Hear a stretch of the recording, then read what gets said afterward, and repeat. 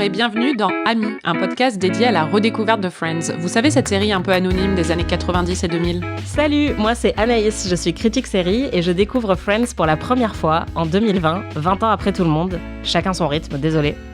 Au cours de ce podcast, je vais regarder l'intégralité de la série sous le regard inquisiteur de Marie et vous pourrez suivre mon périple saison par saison. Et moi, c'est Marie. Contrairement à Anaïs, je connais Friends par cœur et grâce à ce podcast, j'ai enfin réussi à la piéger pour qu'elle regarde la série avec moi. Cette semaine, Anaïs a regardé 12 épisodes de Friends, du milieu de la saison 1 jusqu'au final.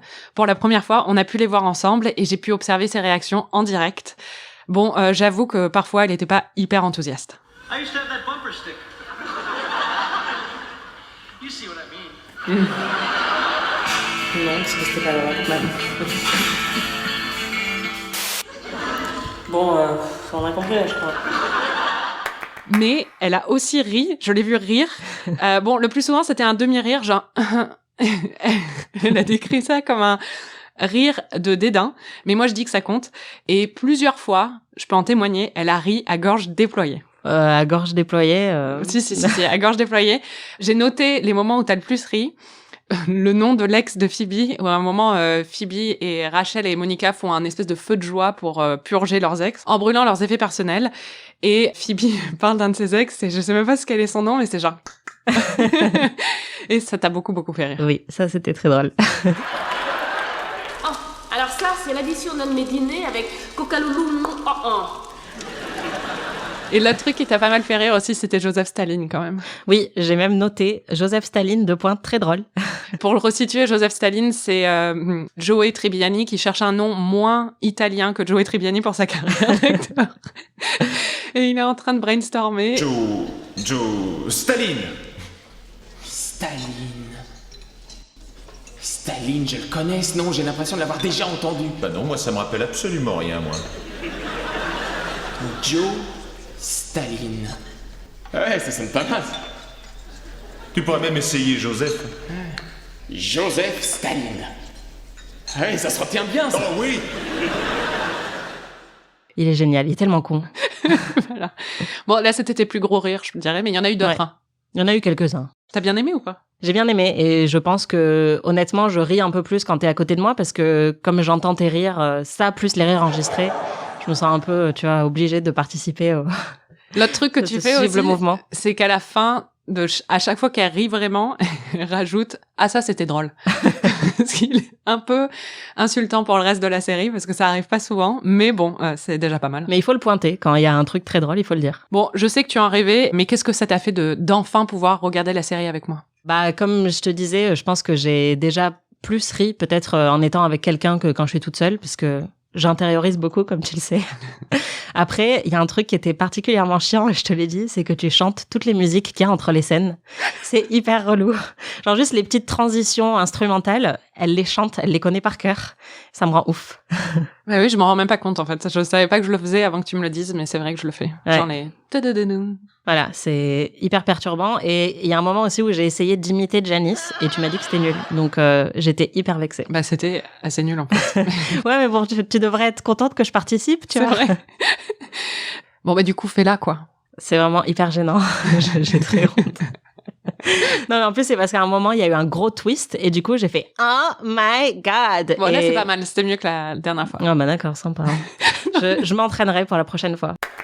Il y a un personnage qui semble déclencher en toi des réactions assez viscérales.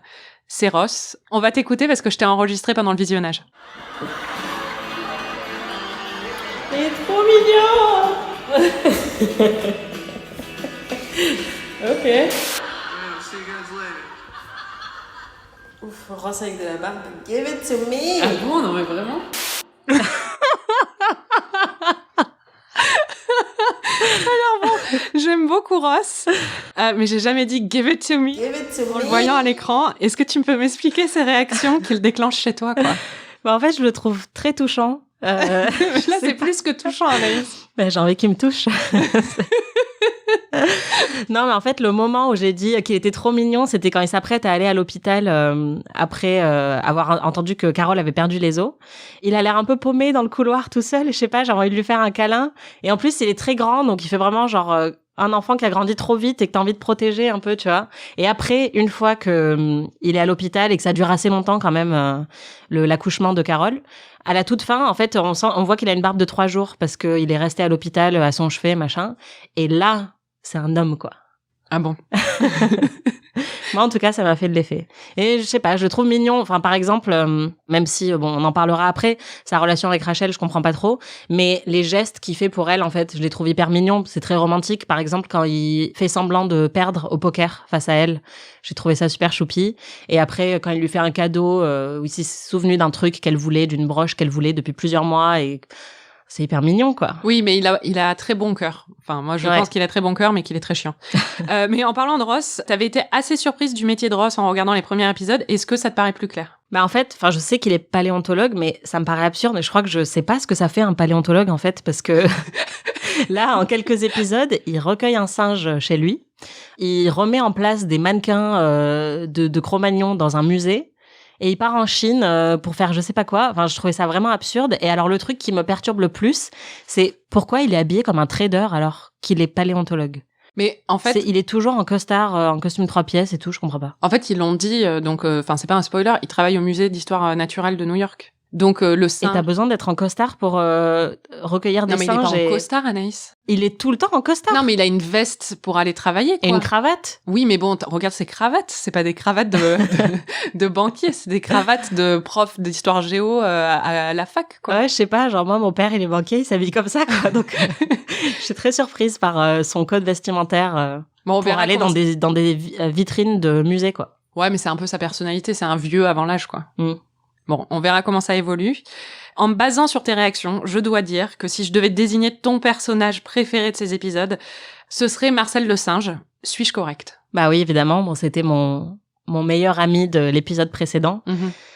J'adore Marcel. D'ailleurs, t'avais vachement peur quand on le regardait. Tu disais, dès qu'il va partir de la série, tu vas plus aimer Friends. C'est possible, on verra. Non, parce que tu glousses à chaque fois que tu le vois à l'écran, mais faut dire, enfin, parce que je te connais, dès qu'il y a une créature mignonne dans n'importe quel film ou série, en fait, ça te fait oublier tout ce qu'il y a autour. Toute raison. Ouais. Genre, j'ai un bébé Groot chez moi et j'ai aussi un petit Gollum poupée chez moi que j'adore. Et j'adore les singes. Vraiment, si je pouvais avoir un animal de compagnie, ce serait un singe. Donc vraiment, enfin, Ross mène la vie que je veux mener, quoi. Et t'as pensé quoi de l'histoire de Marcel dans cette saison? Bah, ça m'a vachement émue puisque, bon, j'ai compris assez vite que c'était un peu un fils de substitution pour Ross pour nous permettre de faire la transition vers le fait qu'il va avoir un vrai enfant, visiblement. T'es intelligente. Ouais, t'as vu. Et il y a notamment un passage où il amène Marcel à l'hôpital parce qu'il a avalé des lettres du Scrabble. Et à la fin, Marcel lui attrape le doigt. Et c'est là que Ross comprend qu'il a un vrai lien de parenté avec Marcel. Enfin, bon, je sais pas si c'est un lien de parenté, mais en tout cas, il est une vraie figure paternelle pour Marcel. Et franchement, j'avais la petite larme. Ça m'a vraiment touchée. Regardez, il se réveille. Salut mon bébé. Comment tu te sens, hein?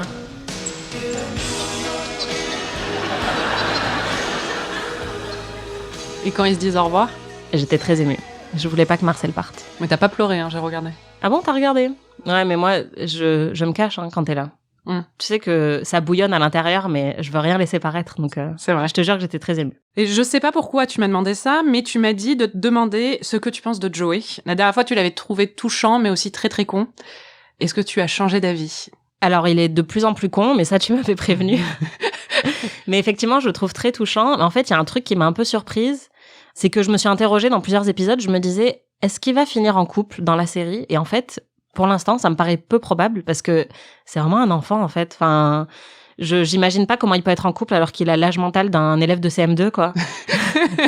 Après, il y a un moment où il embrasse Phoebe aussi, et j'avoue que je me suis dit, peut-être qu'ils vont finir ensemble, je sais pas. On verra, je vais rien te dire. T'as amorcé un petit nom de la tête, donc... Mais j'ai pas dit, là? Ouais, t'as fait un petit... Non, là tu le dis, dans ce que je dis et dans ce que je fais, c'est pas vrai. Je ne spoil rien. Ok. On a aussi eu droit à pas mal de nouveaux personnages secondaires. Est-ce qu'il y en a qui t'ont particulièrement marqué? Ouais, déjà, quand il y a les 2 docteurs d'urgence qui débarquent à l'hôpital avec Monica et Rachel, j'étais, mais... Monica. Yes, she is. Hi. This is my friend Rachel. Hi. Hi, Rachel, I'm Dr. Mitchell. And I'm his friend, Dr. Rosen. Aren't you a little cute to be a doctor? Excuse me? I mean, God, young. I meant young. Young to be a doctor. Excuse me? Alors, il faut dire qu'en fait, Urgence et Friends ont commencé la même année, en 94, et du coup, dès la première saison, il y a George Clooney et Noah Wyle qui jouent Dr. Ross et Dr. Carter dans Urgence, qui viennent en fait jouer 2 autres docteurs dans Friends. Et franchement, j'ai poussé un petit cri. Enfin, j'étais vraiment hyper contente de les voir et très surprise parce que ça, on me l'avait pas spoilé. Et enfin, je trouve que juste tu mets George Clooney, ça élève le quotient sexitude de 3000 points, quoi. Mais oui, c'est marrant parce que quand on a revu Urgence récemment, et tu m'as dit que tu le trouvais pas beau dedans et que tu le trouvais pas bon non plus dans Urgence. Et là, dans Friends, t'avais l'air hyper enthousiaste. Bah, c'est juste parce que je pense que quand tu le mets à côté de Chandler, Ross et comment il s'appelle l'autre déjà? Joey, ouais. Bah, en fait, George Clooney est vraiment au-dessus, quoi. Donc, c'est juste, ça en dit long sur les 3 autres, quoi. C'est vrai. Bon, on a parlé un peu de tes réactions viscérales en regardant la série, mais je me demandais d'un point de vue un peu critique, qu'est-ce que tu penses de l'écriture des personnages? Il y a quelque chose qui m'a agréablement surprise, c'est la finesse d'écriture des personnages parce que, surtout dans les sitcoms que moi j'ai eu l'habitude de consommer comme The Office ou Parks and Rec, les personnages sont très archétypaux, c'est-à-dire qu'ils ont tous un shtick qui est assez limité en fait, qui est défini dès le début. Et en fait, plus la série avance, plus ça devient drôle parce que ils reproduisent un peu la même blague. On sait que Ron Swanson il fait ça, on sait que Michael Scott il fait ça, et donc ça devient le comique de répétition fonctionne hyper bien. Et là en fait, j'aurais du mal à les définir vraiment avec des gros traits. Enfin, on sait que Joey c'est un peu le neuneu de la bande, on sait que Monica est un peu rigide, tout ça, mais ils sont pas définis uniquement par ça. Et je trouve ça assez impressionnant en fait. Enfin, je trouve qu'ils ont plus une écriture qui se rapproche de personnages dramatiques que de personnages comiques, tout en ayant des shticks quand même qui fonctionnent plutôt bien. Pour resituer shtick, un shtick c'est un truc, un ressort comique en fait qui est associé à chaque personnage. Et je me demandais au niveau de l'écriture tout court de la série, pas seulement des personnages mais de la trame narrative et tout ça, qu'est-ce que t'en penses? Ce que je me suis dit sur l'écriture, c'est que, et d'ailleurs je te l'ai dit quand on le regardait ensemble, parfois on voit les blagues venir, parfois 1 minute à l'avance, et donc c'est un peu décevant parce qu'il y a eu 1 ou 2 moments où j'ai dit ah donc là le twist ça va être ça, par exemple Monica couche avec un mec qui est censé être à la fac et en fait on découvre qu'il est plus jeune que ça, et vraiment 30 secondes avant qu'ils le disent, je me suis dit ah ça va être ça. Et il y a eu d'autres moments où en fait je sentais vraiment la blague arriver, du coup l'impact est moindre parce que une blague fonctionne bien quand il y a un élément de surprise aussi. Et il y a un truc qu'ils adorent faire, c'est expliquer leur blague. Et je trouve que parfois c'est un peu dommage. Bon évidemment j'ai ri, hein, tu l'as dit, je le reconnais. Mais par exemple à un moment ils sont à l'hôpital et ils disent Joey toi tu ferais quoi si un jour ta femme accouche, et il dit ah bah je distribuerai des cigares dans la salle d'attente, et donc c'est drôle parce qu'en gros voilà on se doute que il est vieux jeu, et là il y a Chandler qui dit ah oui comme dans un film dans les années 50. Et donc en fait ils auraient pu se contenter juste de la blague sur les cigares, mais ils se sentent obligés d'expliciter encore plus la blague, et je trouve que parfois c'est un peu lourd et un peu redondant, ils ont pas besoin de faire ça.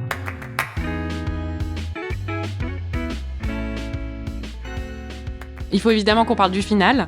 J'avais tout fait pour que tu ne sois pas spoilé sur le cliffhanger de la fin. Je t'ai même interdit de lire le titre de l'épisode. Ouais, d'ailleurs, t'étais un peu stressée par rapport à ça. Oui, on va m'écouter. Bon, on est sur le point d'attaquer le dernier épisode. Tu ne regardes pas. Non, mais c'est bon. Non, mais regarde pas. Non, regarde pas. Je regarde pas. C'est bon, tu peux regarder. La relou. Le problème, c'est que on avait bu de la bière, et donc à un moment j'ai dû aller aux toilettes. Et donc je lui ai dit mets sur pause, parce que le problème avec Netflix c'est que quand on met sur pause, le titre de l'épisode apparaît. Donc je lui ai dit mets sur pause à ma place. Mais quand je suis revenue des toilettes, j'ai par inadvertance vu la fin du titre. Donc j'ai vu juste finds out, ce qui veut dire découvre en français. Et donc je me suis dit ok, donc c'est l'épisode où quelqu'un découvre quelque chose. Et donc là j'ai essayé de faire en sorte que mon cerveau ne turbine pas oui, mais il à 3000 à l'heure. Voilà, il l'a fait. Mais alors ce qui est marrant, c'est que je suis partie totalement ailleurs, sur une autre planète par rapport à ce qui était le twist final. Comme il y avait une histoire de paternité, vu que au début on apprend que Joey fait des dons de sperme et qu'en plus Ross vient d'avoir un enfant, je me suis dit qu'en fait on allait apprendre soit que Joey avait un enfant caché, soit qu'en fait Joey avait fait un don de sperme à Carol et que du coup l'enfant de Ross n'était pas son enfant mais celui de Joey. What? Ouais, je suis partie un peu loin. Ouais, tu me l'as pas dit ça. Bah non, je voulais garder la surprise. Bah, le titre de l'épisode c'est The One Where Rachel Finds Out, et en français c'est celui qui fait craquer Rachel. Et c'est que Rachel découvre que Ross est amoureux d'elle. Déjà, comment elle s'en doutait pas avant, quoi? Ouais, c'est ça. Vraiment, ma première réaction, c'était non, les meufs, sérieusement, tu sais pas. Et en plus, il y a même Phoebe à côté qui dit, mais ça change tout, c'est totalement incroyable. Et je me suis dit, mais Phoebe devait le savoir aussi. En plus, elle est très perceptive, Phoebe, quand même. Elle ressent les ondes et tout. Donc, elle aurait dû savoir que Ross était amoureux de Oui, puis Rachel. Monica aussi. Monica qui est hyper surprise. Pendant toute la saison, on a l'impression que Chandler, Joey et Ross se parlent vachement de ça, mais que les filles sont complètement ignorantes de tout ce qui se passe. Et déjà, Rachel, comment elle se doute pas? Je suis désolée, sans être Mais parce prétentieuse. qu'elle est bête, je pense. Mais... je pense pas qu'elle soit bête. Je pense que pour servir l'intrigue, ils l'ont rendue un peu ignorante de tout ce qui se passait, alors que c'est très évident. Mais surtout, à chaque fois qu'il essaye de lui dire, il y a de plus en plus de passages où il essaye de lui avouer qu'il l'aime ou qu'en tout cas, il aimerait bien lui proposer un date, machin. Et il en dit beaucoup même face à elle, où à un moment, il est vraiment sur le point de lui dire, et il dit « Ah bon, je suis interrompu, je dois avoir un bébé » ou un truc comme ça. Et tu te dis « Mais c'est pas possible, elle est juste à côté de lui, elle doit bien comprendre quand même. » Bon, Oui, après, puis... voilà, c'est des ressorts de sitcom, mais bon. Ouais, puis il lui avait demandé de sortir avec lui dans le premier épisode. Ils se sont embrassés pendant le truc... en faisant la lessive. En faisant la lessive. Enfin, c'était un smack rapide. Mais il y a eu plein de conversations, comme tu dis. Moi, si ça m'arrivait dans la vie... Enfin, imagine... Tu te doutes bien que le mec est à fond sur toi, quoi. Bah oui, totalement. Bah ouais. Et du coup, qu'est-ce que t'as pensé de cet épisode? Là, j'ai trouvé qu'il fonctionnait bien parce que forcément, il y a de la tension sexuelle, donc on aime ça. Et ce que j'ai bien aimé, c'est que il y a tout un délire où justement, comme Ross part en Chine, Rachel va le voir à l'aéroport. Et c'est, on le sait, évidemment un énorme cliché dans les rom-coms, le truc de la course-poursuite à l'aéroport ou de la déclaration à l'aéroport. Et je trouve que là, c'est fait d'une manière assez fine et pas trop conventionnelle non plus. Donc ça, j'ai bien aimé parce que ça aurait pu être beaucoup plus classique. Et en fait, il y a tout un jeu sur le fait qu'elle demande à l'hôtesse de l'air d'aller prévenir Ross. Et en fait, l'hôtesse de l'air prévient quelqu'un d'autre qui, du coup, se retrouve embarrassée parce que sa femme pense qu'il la trompe avec une Rachel alors que pas du tout. Enfin, j'ai trouvé ça malin. Et il y a un énorme cliffhanger à la fin. Ross revient de Chine. Rachel va l'accueillir à l'aéroport pour lui déclarer sa flamme en retour. Et là, on voit que Ross arrive accompagné et on va écouter ta réaction pendant ce passage de l'épisode. Really? Yeah. You don't think they'll judge and ridicule me? No, they will. I just, Can't wait. Come on, I love you. Oh, j'ai tellement hâte que tu vois la saison 2. Putain, en plus, on va même pas voir. Ben non. Oh, c'est pour ça que je veux que tu vois la saison 2. Bon, on était à 3,5 g là, donc. Mais en tout cas, t'as été surprise. J'ai été très surprise et j'ai beaucoup apprécié ça parce que justement, il y a un petit jeu avec le titre de l'épisode où en fait, Rachel ne découvre pas seulement que Ross est amoureux d'elle, mais elle découvre aussi que Ross s'est trouvé quelqu'un d'autre en fait à la fin de l'épisode. Donc j'ai bien aimé parce que le premier plot twist, du coup, honnêtement, tu l'as vu, j'ai pas beaucoup réagi parce que j'étais encore bloquée sur le fait que Joey avait un enfant illégitime et tout. Et par contre, le deuxième a vachement bien marché parce que du coup, j'avais baissé ma garde et là, j'étais là, quoi? Mais comment il a fait ça? C'est horrible! Très bien. Donc j'ai vraiment hâte de voir la suite. Et ce qui est génial, c'est qu'on a l'habitude de petits cliffhangers, mais honnêtement, pas des cliffhangers aussi gros d'une saison à l'autre. Enfin, ça fait longtemps que j'en avais pas vu des comme ça. Donc là, je suis hyper impatiente de voir la suite. Oui, c'est vraiment la vieille école de la télé. On n'a plus trop l'habitude de voir ça. Bon, lors des 2 derniers épisodes, tu m'as dit que tu détestais Rachel, ce qui m'a fait énormément de peine. Non, mais c'est vrai. Je suis désolée. Cette semaine, pendant notre visionnage, tu as eu des mots très violents à son encontre. On va t'écouter. Cool. C'est un mot,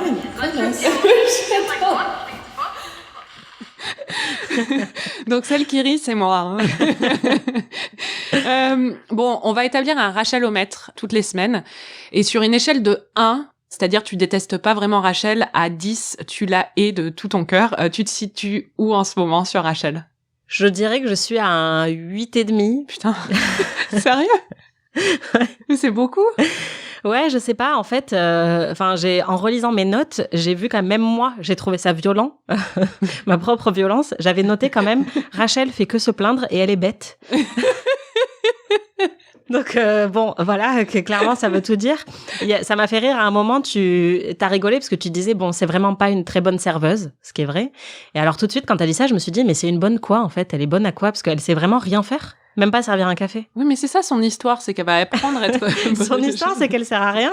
Mais non, elle sert pas à rien, elle a jamais rien appris. Enfin, elle a été conditionnée toute sa vie pour trouver un mari. Elle est bonne pour trouver des médecins à épouser. Voilà, c'est ça ce à quoi elle est bonne. Ouais, mais du coup, c'est vrai que je trouve pas ça très attirant. Et en fait, je me demande un peu ce que Ross lui trouve à chaque fois, parce que elle est très belle, hein, évidemment. Mais à part ça, sa personnalité, je trouve, est vraiment plate par rapport à vraiment tous les autres personnages de la série. Je trouve que c'est celle qui est le moins marrante, le moins intéressante. Et alors, elle a commis une erreur impardonnable. Et ça, vraiment. Elle a laissé Marcel s'échapper de l'appartement. Et alors ça, mais vraiment... Mais elle était hyper gentille avec Marcel, en vrai. C'est juste un moment d'inattention. Bah ouais, mais c'est juste... elle fait quand même que des gaffes tout le temps, quoi. Et là, c'est une énorme gaffe, pauvre Marcel. Je te trouve vraiment pas indulgente, quoi. Je pense que t'as décidé de la détester. Non, pas du tout. Ouais. Parce que j'ai quand même noté un truc qui lui a fait gagner des points, et c'est pour ça que ma note n'est pas plus haute non plus. Mon Dieu. C'est que quand, à la fin, donc vraiment à la toute fin de la saison, quand Carole accouche, Ross et Suzanne ont l'air de pas trop savoir comment aider Carole et quoi lui amener à boire. Et Rachel arrive tout de suite avec des ice chips, donc des petits glaçons pour la soulager. Et là, j'ai dit, ah, bon point quand même, parce que moi, j'aurais pas pensé.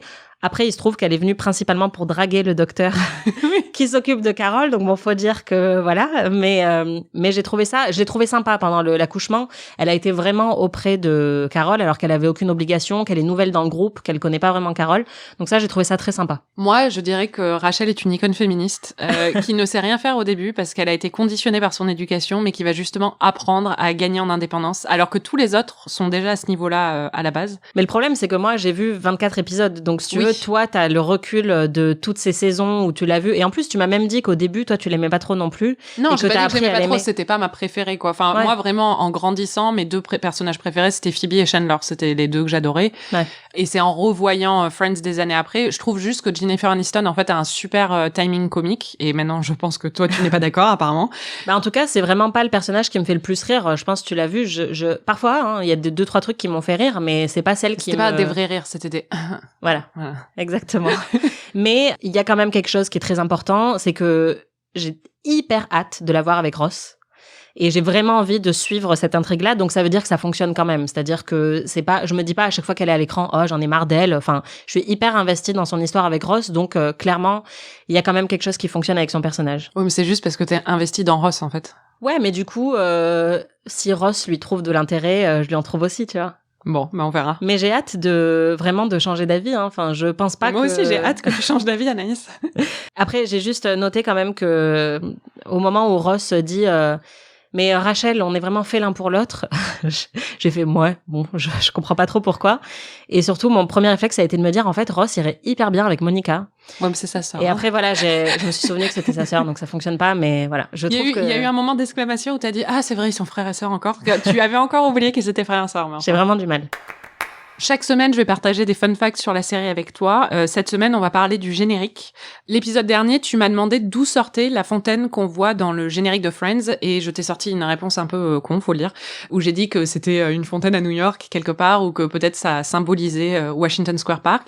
J'ai fait des recherches depuis, c'est-à-dire que je suis allée sur des sites internet, et j'ai découvert qu'en fait, cette fontaine se trouve en réalité au ranch de la Warner Bros. À Burbank, qui est dans une banlieue de Los Angeles. Donc c'est pas du tout à New York. D'ailleurs, quand on regarde en vrai, ça ressemble pas du tout à New York quand on a des décors en carton-pâte, ce qui est sûrement le cas. Et à l'origine, en fait, le générique devait être filmé sur un rooftop dans un coin de Los Angeles qui pouvait passer pour New York, mais les conditions météorologiques ont forcé les créateurs à trouver une autre solution. Du coup, ils se sont dit que cette fontaine ferait l'affaire. Voilà. Ça ressemblait plus ou moins à New York, quoi. Ouais. Mais parlons un peu de la chanson des Rembrandt qui accompagne le générique et qui est depuis devenue totalement culte.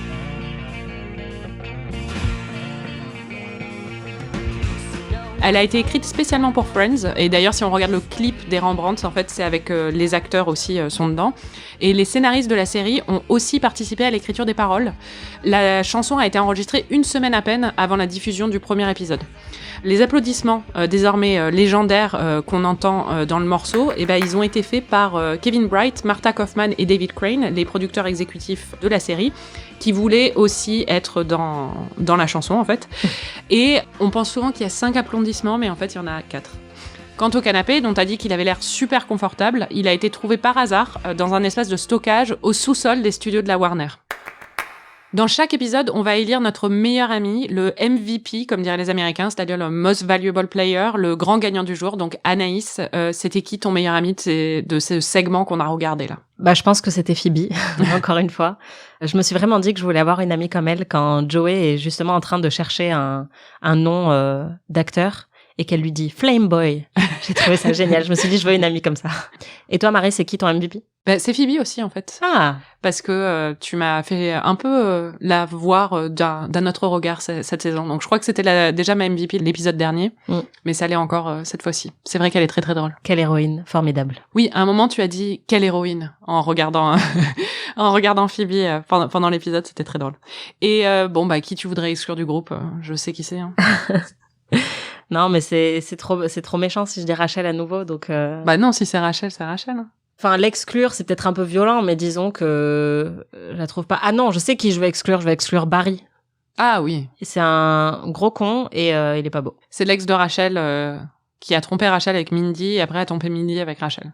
Est-ce que tu as une dernière observation sur les épisodes qu'on a vus cette semaine? Alors, j'ai pas une observation, mais j'ai une question, une interrogation. Oui. Tu portes souvent une pince à cheveux. Ah! Je me suis demandé si c'était parce que Rachel porte souvent une pince à cheveux. Non, c'est juste pratique pour mes cheveux, mais c'est vrai que j'ai remarqué qu'elle portait souvent une pince à cheveux, je me suis dit... Parce que tu te coiffes souvent comme elle, et je connais vraiment très peu de gens qui utilisent une pince à cheveux à part toi, donc je me suis dit, en la voyant, elle se coiffe comme Marie. C'est un peu une de mes icônes de style, donc non, merci. Sans blague. Voilà.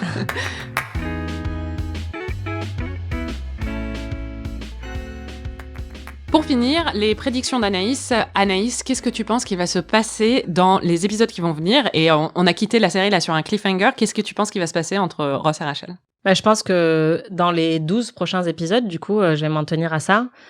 Je pense que Ross et Rachel vont s'embrasser. C'est déjà ce que je pensais pour ces 12 derniers épisodes. Et bon, ça s'est plutôt réalisé, même si c'était dans un fantasme de Rachel. Donc je pense qu'ils vont s'embrasser. Je pense que Ross va se séparer de sa nouvelle meuf.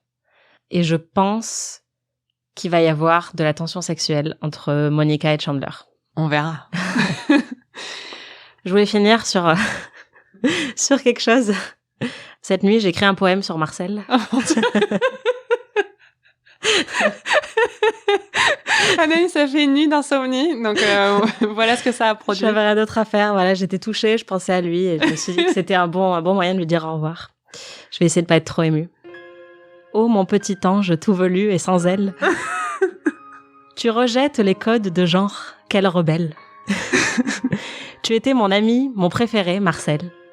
Beaucoup plus sympa et rigolo que Rachel.